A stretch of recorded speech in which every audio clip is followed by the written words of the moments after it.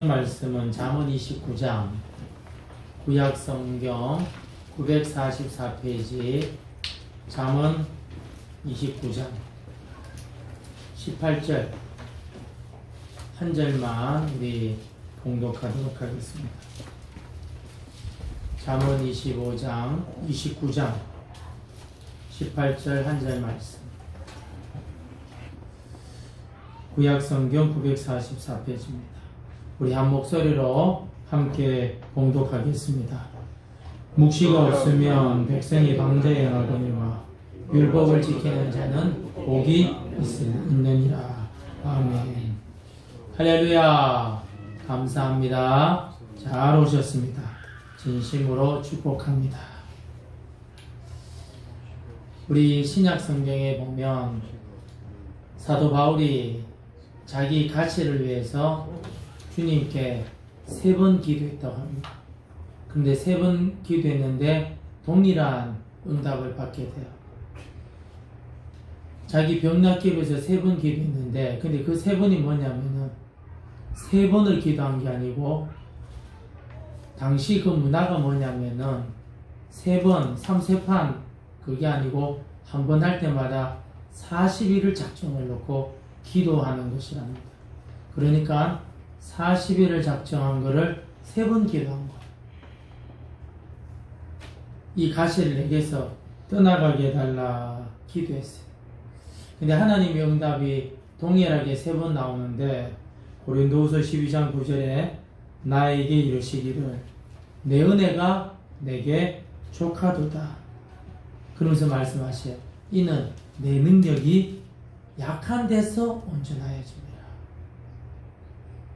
주님의 능력이 약한 데서 온전하여집니다. 사도 바울이 이 40일을 3번이나 기도하면서 동일한 주의 말씀을 듣고 변화가 일어났어요. 그게 뭐냐? 첫 번째는 나를 미워해가지고 내가 과거에 죄져서 이런 병을 주신 것이 아니고 하나님의 능력이 나와 함께 하려고 주셨구나. 그러면서 내가 약하면 기도하도록 하도록 만들기 위해서, 내가 연약하면 연약할수록 하나님만 의지하도록 하기 위해서, 그러면 하나님의 능력이 내게 일어나겠지, 이런 마음이요 바뀌게 돼요.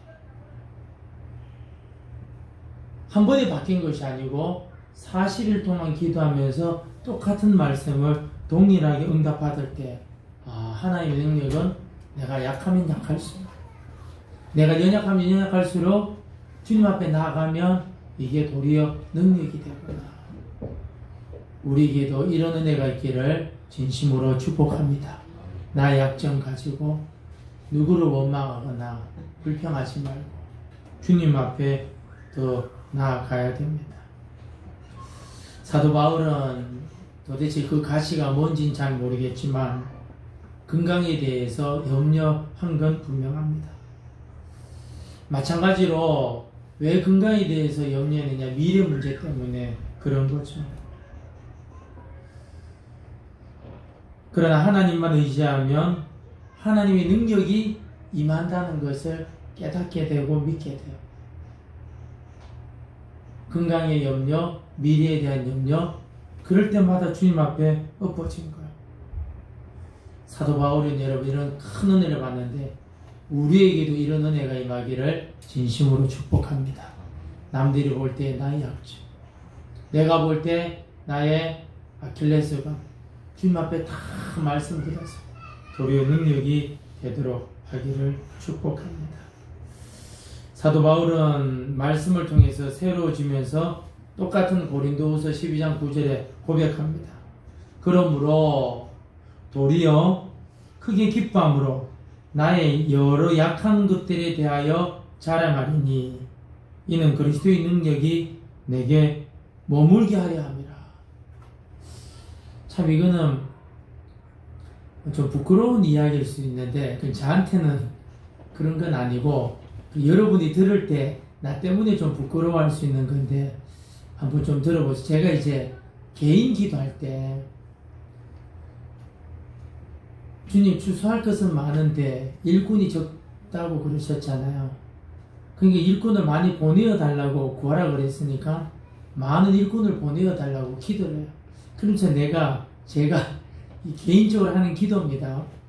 주님, 우리 노예는 검사 판사가 300명 나오는 교회가 있습니다.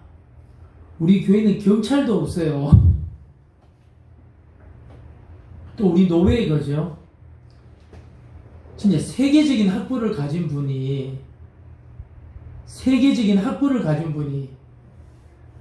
두 분 이상이 돼요. 아주 세계적인 명문대학. 주님, 나는 내세울 학벌이 없습니다. 또 우리 노예는 그죠? 신학이 아주 깊어가지고 내가 그 책을 읽지만은 야, 나는 이렇게는 설교 못하겠다 하는 그런 목사님 있거든요. 그런 목사님 있습니다. 근데 주님, 우리 노예는 정말 교회사에 남는 원로 목사님들도 있습니다. 우리 교회는 그런 목사님도 없어요. 그러면서 내가 하는 기도입니다. 근데 주님, 이런 나 같은 것을 통해서 역사하면 이거 100% 주님이 영광 받으십니다. 왜냐? 내세울 게 하나도 없잖아요. 그런 분들은 뭐 좀 내세울 것이 있다 할지라도 나 같은 거 좀 쓰시면 100% 주님께 영광 돌릴 수 있지 않습니까? 이렇게 개인 기도를 하는 거예요.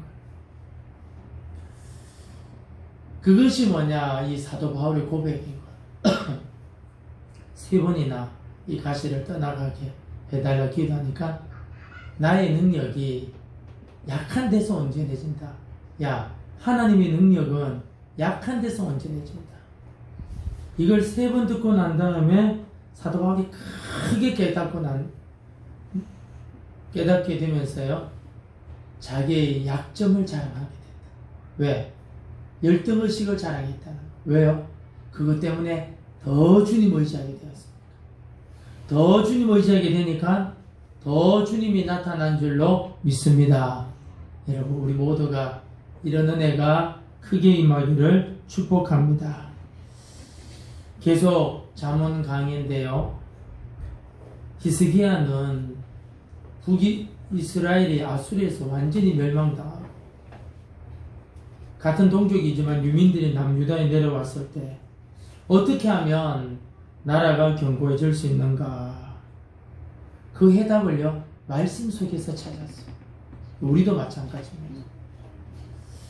가정도 마찬가지고 개인도 마찬가지고 사업도 마찬가지고요. 견고해지려면 어떻게 해야 되느냐? 말씀 속에서 찾아요. 말씀 속에서. 다시 한번 18절 말씀 한번 읽어볼까요? 시작. 묵시가 없으면 백성이 방자에 행하거니와 율법을 지키는 자는 복이 있느니라. 아멘. 묵시가 뭐냐? 계시 알죠? 계시. 계시 옛날 말이에요. 구어예요, 구어. 묵시나 계시나 똑같은데 하나님 말씀에 대한 별명이 뭐냐? 묵시예요. 방자가 뭐냐? 제멋대로 한다는 뜻입니다. 갈 길을 몰라 그죠? 갈 길을 잃어버려서 지 마음대로 막 가버리는 거예요. 무슨 말이냐? 아무리 여러분 집안이 빵빵하고 개인적으로 내세울 곳이 있어도 하나님의 말씀이 그 사람에게 없으면 인생은 자기가 가야 할 길을 모른다는 거예요. 하나님 말씀이 없으면 그 인생은 자기가 가야 될 길을 모른다. 그게 여러분 방장입니다. 예수님께서 시험 받으실 때 이 돌을 떡덩이로 만들라 했을 때요, 예수님 뭐라 그랬죠? 사람이 떡으로만 사는 것이 아니고 하나님 입에서 나오는 모든 말씀으로 산다라고 말씀하셨어요. 그 언제 말씀하셨느냐? 40일 금식 후에요. 가장 배고팠을 때, 배고픔의 절정, 그때 그죠? 하신 말씀에 사람이 떡으로만 사는 것이 아니고 하나님 입에서 나오는 모든 말씀으로 살 것입니다. 구약 성경에는 여러분 언제 이 말씀이 나옵니까? 40년 광야 다 끝난 그 마무리 때 그죠? 모세를 통해서 말씀하시. 최고의 절정대. 우리에게 적용하면 여러분 절망밖에 없는 거죠. 하루 굶은 것이 아니고 40일 굶은 거. 한 번 실패하는 게 아니고 똑같은 실패를 40번 반복한 거. 그때 주님 주신 말씀. 사람은 떡으로만 사는 것이 아니다. 하나님 위에서 나오는 모든 말씀으로 사는 것입니다. 히스기야가 여러분 솔로몬의 잠언을 편집한 것이 뭐냐? 이것 때문에 편집한 거예요. 죽을 지경이 되어도 우리 사는 방법은 말씀이라는 거예요. 왜 그럴까요? 언약 백성은 내가 인정하든 인정하지 아니하든 하나님 말씀하고 나는요 뗄래야 뗄 수 없는 관계예요. 결코 분리될 수가 없는 거예요. 그래서 여러분 말씀을 가까이 하셔야 돼요. 하루 여러분 한 절이라도 좋아요. 하루 한 절이라도 좋은데 매일 읽으시기를 바랍니다. 하루도 여러분 성경 안 읽는 날이 없도록 애쓰시기 바랍니다. 왜요? 저와 여러분이 언약의 백성이기 때문에 그렇습니다. 하나님은 당신의 백성들을 어떻게 다스리나? 하나님의 백성들을 어떻게 다스리나? 그게 15절 말씀인데요. 한번 읽도록 합시다. 시작. 채찍과 꾸지람이 지혜를 주거늘 임으로 행하게 보려던 자식은 어미를 욕되게 하느니라. 아멘. 하나님께서 당신의 백성을 어떻게 인도하시느냐? 채찍과 꾸지람. 여러분 부모가 자식을 키울 때 책망해요. 엄청. 자식들한테 그렇게 책망하고 채찍이 필요하나?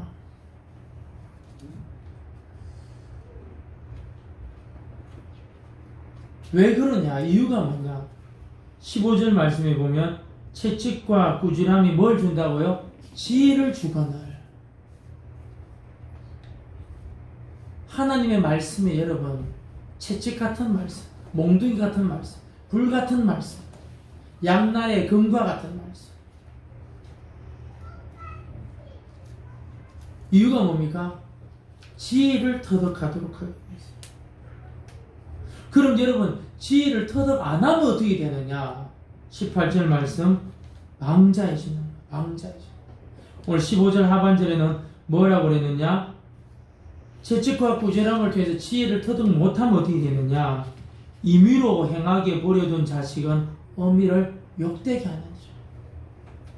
지 하고 싶은 대로. 우리 경상도 용어로는 지 꼴린 대로 하면 어떻게 되느냐?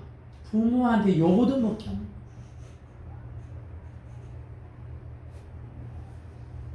거예요. 요 근래에 그 뭡니까 바람난 어떤 드라마가 나왔는데요. 바람 피운 남자가 그랬대요. 사랑도 죄냐 그랬다고 그래요. 지 부인을 사랑해야지. 자기 부인을 사랑해야지. 사랑하는 것도 죄냐? 드라마에서는 그렇게 돼요. 세상 사람들은 손가락질.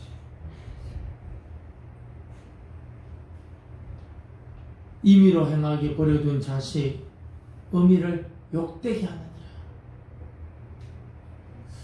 우리가 오해하지 말 것은 자녀 교육에 폭력을 합리화하는 말씀이 아니라 미성숙한 자녀들이 있는데 그대로 내버려 두면 안 된다. 하나님 주신 은사를 가지고 책망해야 된다. 관심을 가지고 교육해야 된다. 자녀 교육의 중요성을 말씀하고 있는 것입니다. 17절도 한번 읽어볼까요? 17절 말씀. 시작. 내 자식을 징계하라. 그리하면 그가 너를 평안하게 하겠고 또 내 마음에 기쁨을 주리라. 아멘. 하나님의 말씀으로 교훈과 채찍질 해주라는, 징계해주라는. 그러면 그가 너를 평안하게 하겠고 또 너의 마음에 기쁨을 주리라. 젊을 때 여러분 혼내야 되는 말씀. 미성년자일 때요 아주 따끔하게 말씀을 혼내야 돼. 왜냐?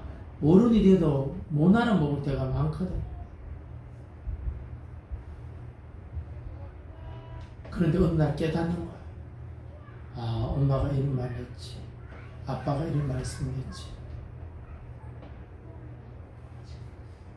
너 자식을 징계하라. 그리하면 그가 너를 평안하게 하겠고 내 마음이 기쁨을 주리라.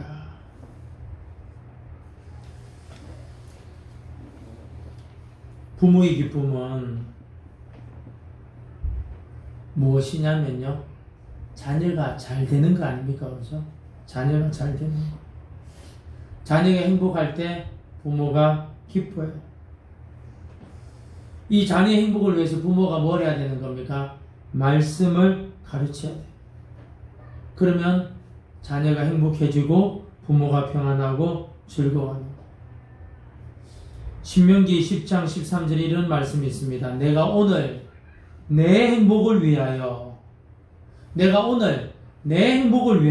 내게 명하는 여호와의 명령과 규례를 지킬 것이 아니냐. 우리와 우리 자녀들의 행복을 여러분 어떻게 여러분 얻을 수 있느냐? 하나님의 말씀으로 양육할 때. 기독교 여러분 서적을 인쇄하는 규장 문화사라는 곳이 있습니다. 여운학 장로님이라는 분이 만드신 회사인데요. 이분이 서울대에 나왔어요. 알바로 그 당시 아주 유명한 민교사라는 데서 일하게 되었답니다. 편집도 너무 잘하고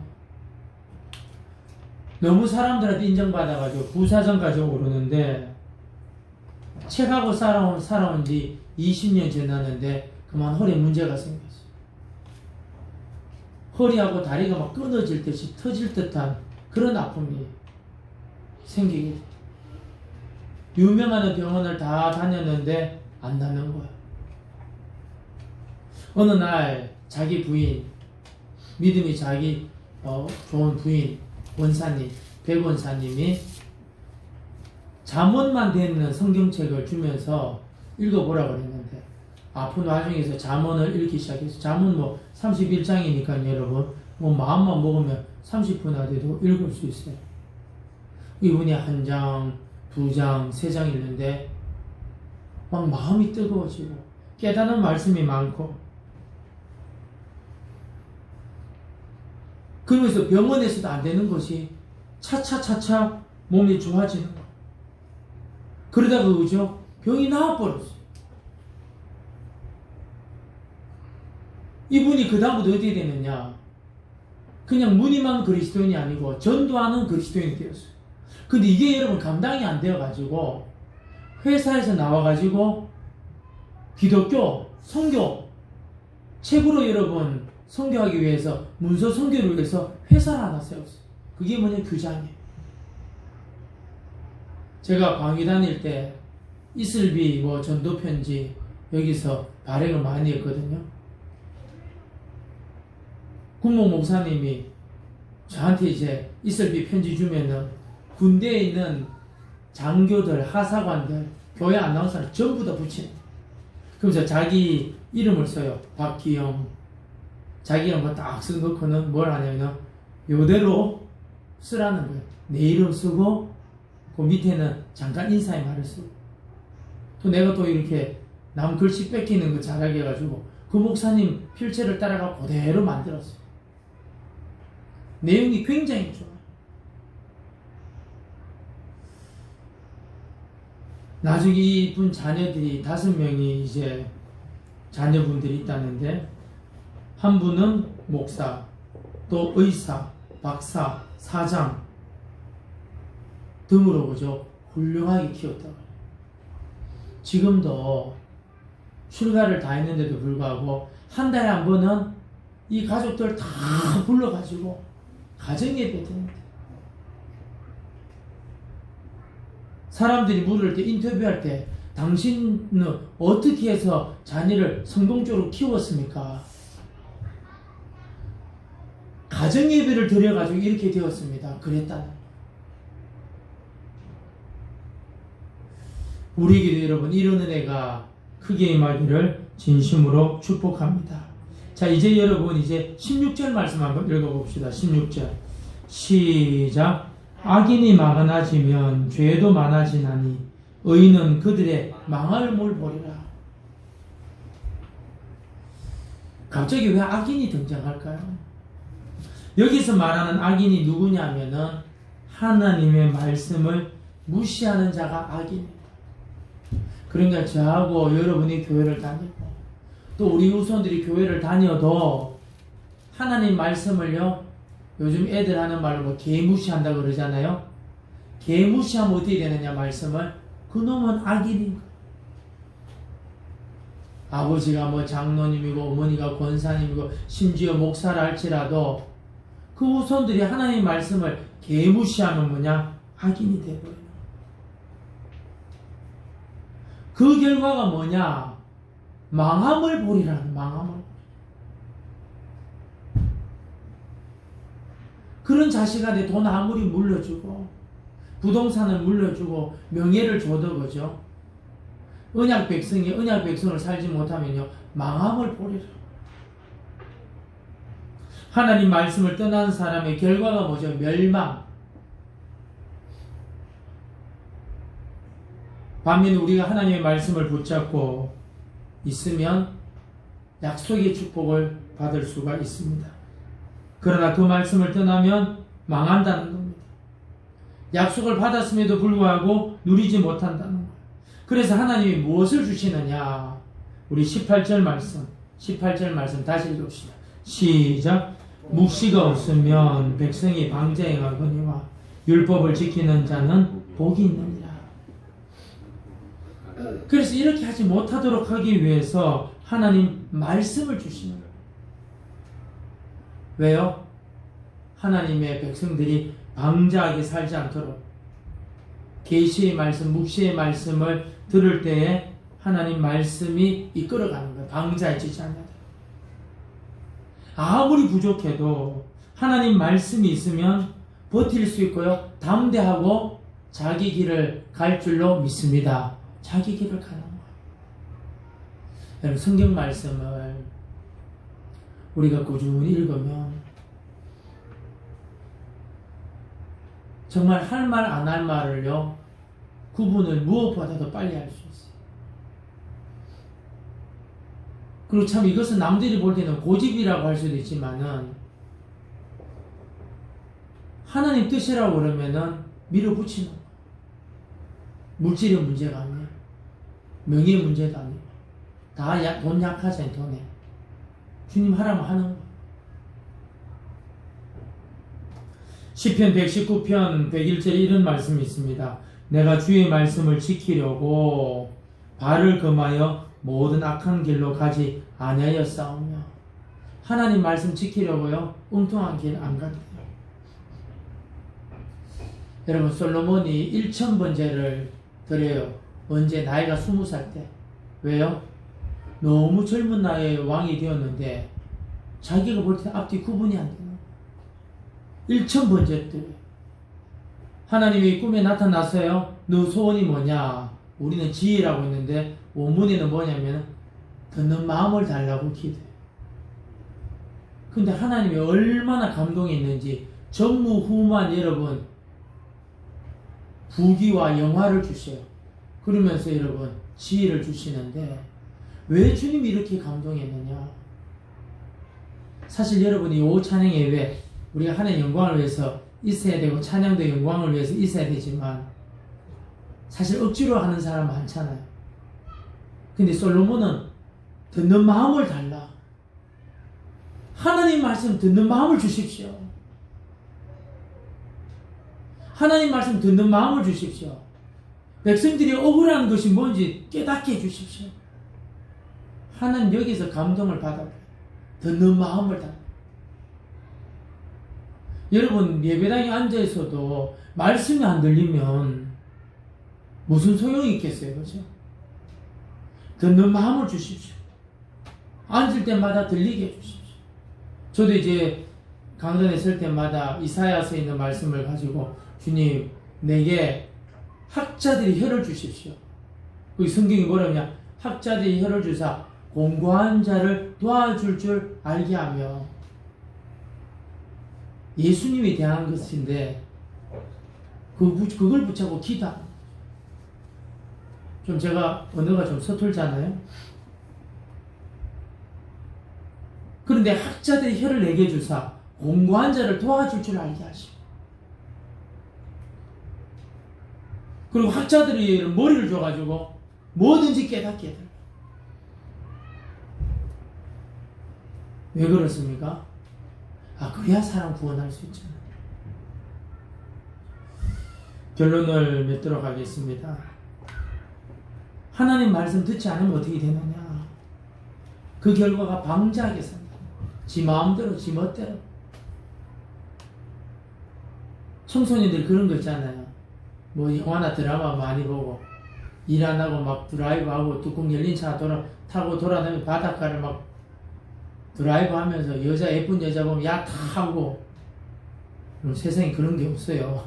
있긴 있겠지만 다 멸망의 길로 가는 거예요. 하나님 말씀 안 들으면 그래 된다는 거예요. 방자가 뭡니까? 제멋대로 산다는 거예요. 갈 길을 잃어버린다는 거예요. 하나님 말씀 없으면 인생은 자기가 가야 될 길을 모른다는 겁니다. 세상은 여러분 갈수록 방자한 길을 갈 가능성이 굉장히 많아요. 왜요? 하나님을 인정하지 않기 때문에, 말씀을 마음에 두지 않기 때문에. 인간이 이거죠. 제멋대로 살면서 고급스럽게 포장하는 말이 있어요. 이 시대에 지 마음대로 살면서 고급스럽게 포장하는 말인데, 그게 뭐냐면 인본주의. 또 하나가 뭐냐면 인권. 그거예요. 여러분 안희정 지사가 그 성추행 사건이 일어났을 때요, 우리 며칠 전에 극단적인 행동하신 그분이 그죠? 막 나와가지고 인터뷰한 것도 보여주더라고요. 근데 본인도 그때 하고 있었는 거예요.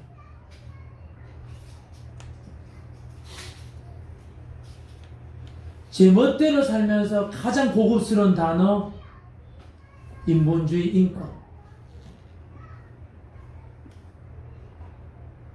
왜 이렇게 될까요? 그러면 여러분, 며칠 전에 극단적인 행동은 그분만 그렇게 할 수 있을까요? 천만에. 저나 여러분이 좀 괜찮게 차리고 여기 앉아있는 것 같지만 말씀 없는데 물질 있다, 말씀 없는데 이거 있다, 그거 오래 갈 것 같습니까? 천만. 우리 후손들이라도 사고 치는 거. 세상에서 가장 가치 있는 용어 인권, 인본주의. 근데 문제가 있어요. 정말 가치 있는 단어지만 문제가 뭐냐면 인간이 주인이 된 세상에는 하나님의 말씀이 들어갈 자리가 없어요. 근데 여러분, 인본주의, 인권이 참 좋은 말인데 기준이 뭐냐면 사람의 기준입니다. 여러분 그런 거 있잖아요. 성적인 여러분 유의를 즐기려고 자기 부인하고 그런 사람하고 결혼하지 않고, 어떤 여러분 대상이 달라. 남자가 남자를, 여자를 여자보다 더 험악한 거 있죠. 그것보다도 더 심한 거. 정말 여러분, 어린 아이를 대상으로 그런 나쁜 짓을 하는 거. 물질적인 문제도 마찬가지죠. 명예의 문제도 마찬가지죠. 그런 사람이 여러분 기준이 되면 어떻게 되는 겁니까? 인본주의, 그런 사람이 인본주의, 그런 사람이 인권.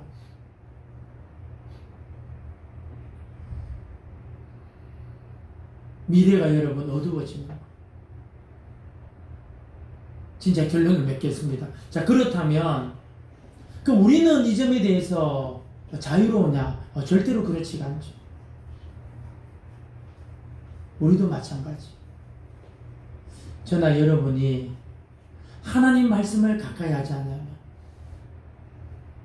하나님 말씀을 여러분 책으로 삼지 않으면, 우리는 무늬만 그리스도인이 되어서 여러분 더 큰 죄를 지을 수 있는 존재라는 것을 인지하시기를 부탁드립니다. 그걸 어떻게 할 수 있느냐? 역사서를 통해서. 열왕기 상하, 역대 상하, 사무엘 상하 같은 이 역사서를 통해서요, 믿는 사람들의 정말 잔인함, 믿는 사람들이 여러분 복받기 위해서 우상화 작업에 들어간 거. 왜 그렇습니까? 말씀을 떠나서는. 여러분, 하나님 말씀을 더욱더 가까이 하는 저와 여러분들 되시기를 진심으로 축복합니다. 기도하겠습니다.